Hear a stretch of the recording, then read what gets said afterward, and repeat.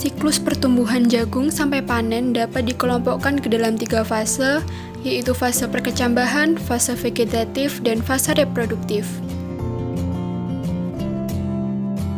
Pada fase perkecambahan tanaman jagung ditandai dengan terjadinya perkecambahan pada biji yang dapat dilihat dengan munculnya bakal akar atau radikal dari dalam biji.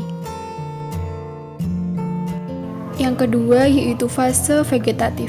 Fase vegetatif dimulai pada saat munculnya daun pertama yang terbuka sempurna.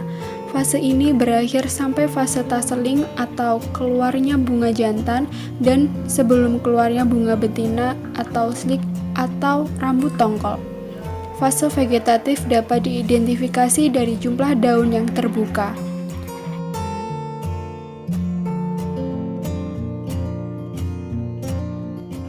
Fase reproduktif dimulai pada saat munculnya bunga betina sampai dengan fase masak fisiologis.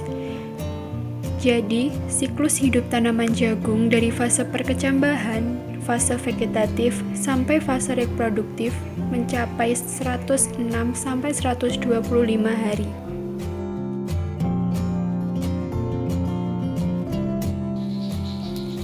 Proses perkecambahan pada tanaman jagung yaitu tipe hipogeal.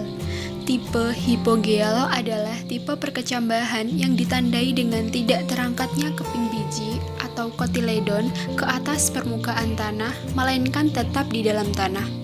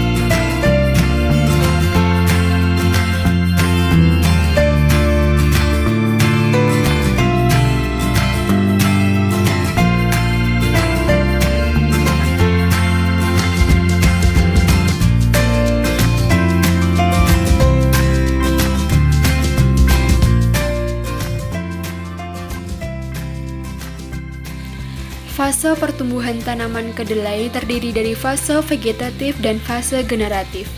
Fase vegetatif dihitung sejak tanaman mulai muncul ke permukaan tanah sampai saat mulai berbunga.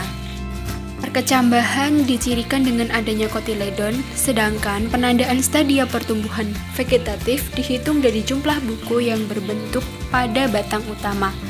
Stadia vegetatif umumnya dimulai pada buku ketiga. Fase pertumbuhan vegetatif diawali dengan fase perkecambahan. Fase perkembangan kotiledon terjadi saat umur 7-15 hari setelah tanam hingga kotiledon telah berkembang sempurna. Umur maksimal tanaman kedelai saat fase ini berlangsung ialah antara 22-30 hari setelah tanam. Fase pertumbuhan reproduktif atau generatif dihitung sejak tanaman kedelai mulai berbunga sampai pembentukan polong, perkembangan biji, dan pemasakan biji.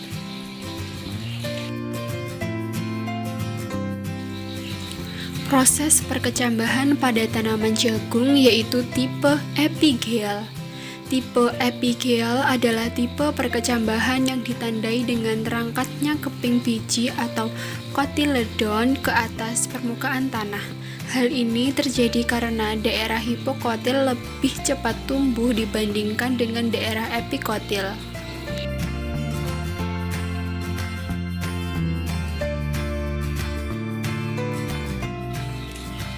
Dalam Al-Quran, Allah telah menjelaskan tentang perkembangan biji atau buah dan proses dalam pematangan buah, yaitu firman Allah dalam surat Al-An'am ayat 99. Dalam ayat di atas dijelaskan pertumbuhan dan perkembangan tumbuh-tumbuhan mulai dari biji yang dapat tumbuh menjadi tumbuh-tumbuhan yang dapat berbuah dan buah tersebut dapat berkembang hingga masak. Dalam proses pemasakan buah mengalami beberapa perubahan-perubahan fisiologis. Seperti dalam ayat di atas juga telah disebutkan bahwa tumbuhan dapat berbuah dan buah tersebut bisa matang. Dari peristiwa tersebut, terdapat kekuasaan Allah yang harus kita perhatikan dan kita pelajari.